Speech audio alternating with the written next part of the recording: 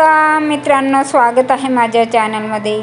तर मित्रांनो, आपले आजी आजोबा पूर्वीच्या काळी वेगवेगळ्या प्रकारच्या भाज्या शेतातून आणायचे आणि करायचे, आणि अशा बऱ्याचशा काही भाज्या आहेत की त्या आता नामशेष होत चाललेल्या आहेत, त्या दिसत पण नाही, बघायला मिळत नाही।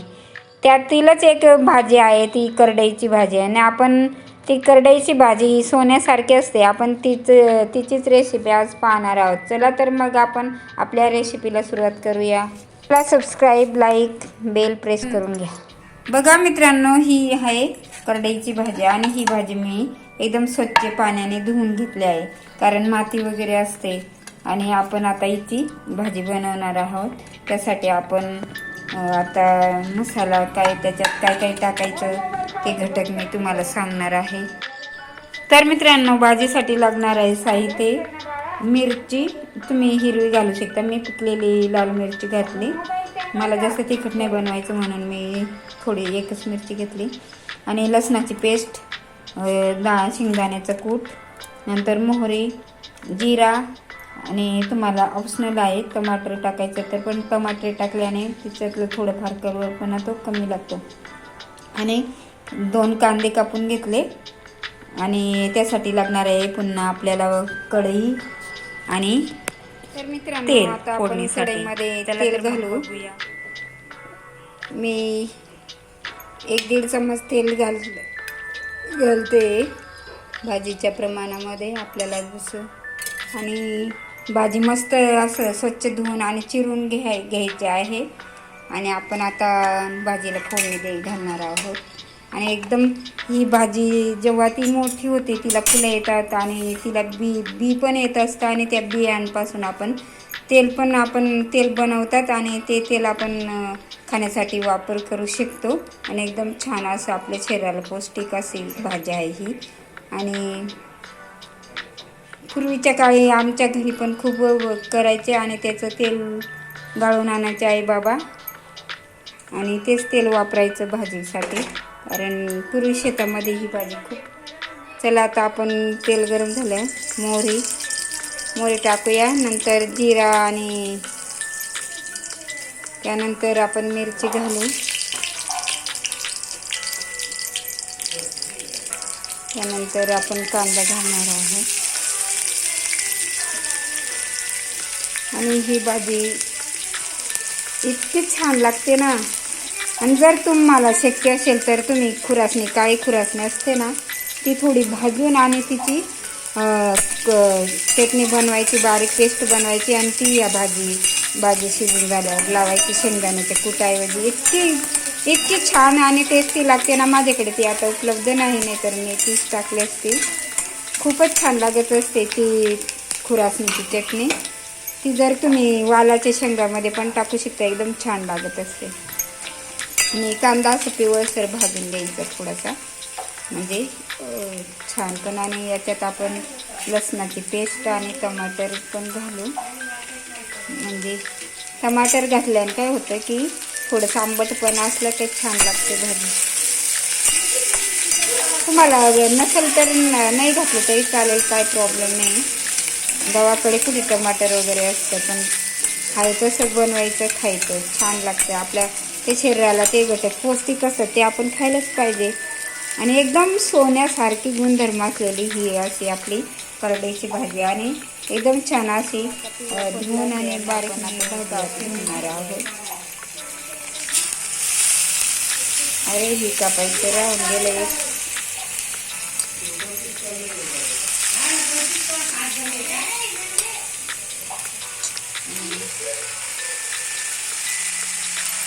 भाजी आता छानशा शालून घ्यायची आहे, आणि 5 मिनिटं झाकून द्यायची, पुन्हा 5 मिनिटांनी भाजी।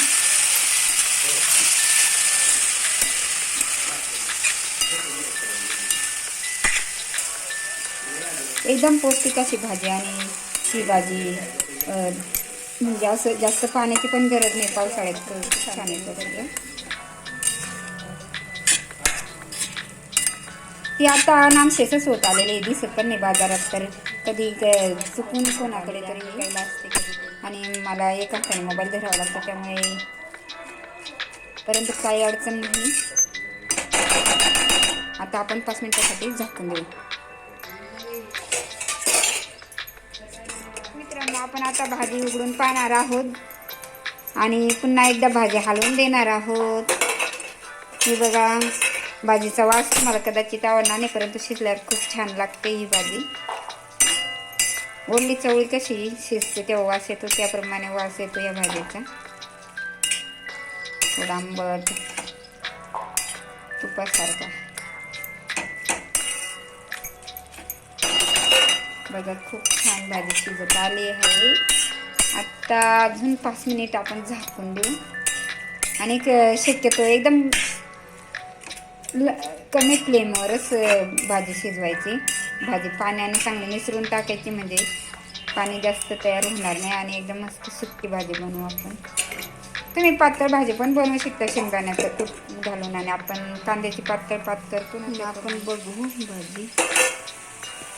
जवळजवळ आता भाजी आपली तयार झालेली आहे, परंतु चांगल्याची शिजून टाकून बघायची. हे असं जे असं देठ असतं ना, ते घेऊन आपण असं दाबून बघायचं. सहज दाबलं जातं म्हणजे भाजी शिजली. आणि आपण येतो आता शेंगदाण्याचा कूट घालून.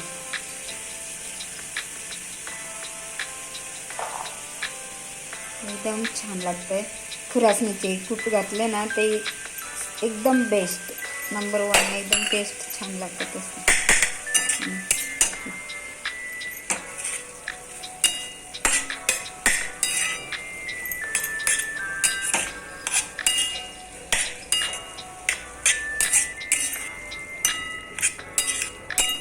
या भाजीपासून आपल्याला खूपच विटॅमिन, फायबर, कॅल्शियम, नंतर अँटीऑक्सिडंट्स आणि पचायला इतकं छान असते ना, तर पोट एकदम साफ होऊन जात असतं आणि आपल्या शरीराला इतके एकदम लाभदायक आहे एकदम.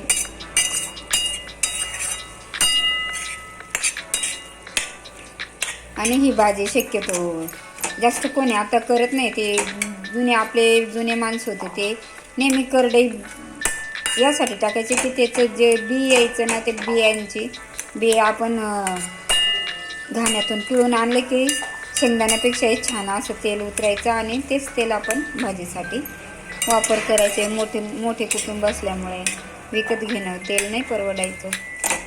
हे बघा, आता पुन्हा आपण 2 मिनिटं झाकून देऊ आणि मग ते उचलून घ्यायचे. म्हणजे शेंगदाण्याचं कूट पण थोडं वापरून जाईल. तिला सगळं लक्षात. हे बघा मित्रांनो, भाजी आपली एकदम तयार झालेली आहे आणि आता तुम्ही सर्व करू शकता.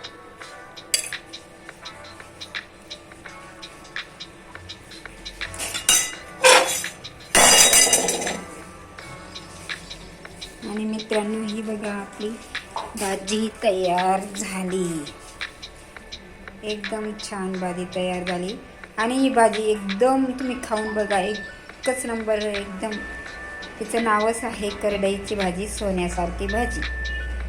तर मित्रांनो, असेच व्हिडिओ नवनवीन माझा व्हिडिओ आवडला असेल तर चॅनलला सबस्क्राईब करा, लाईक करा आणि असेच नवनवीन व्हिडिओ बघण्यासाठी पुन्हा आपण भेटू पुढच्या व्हिडिओमध्ये. तोपर्यंत धन्यवाद. Bye bye.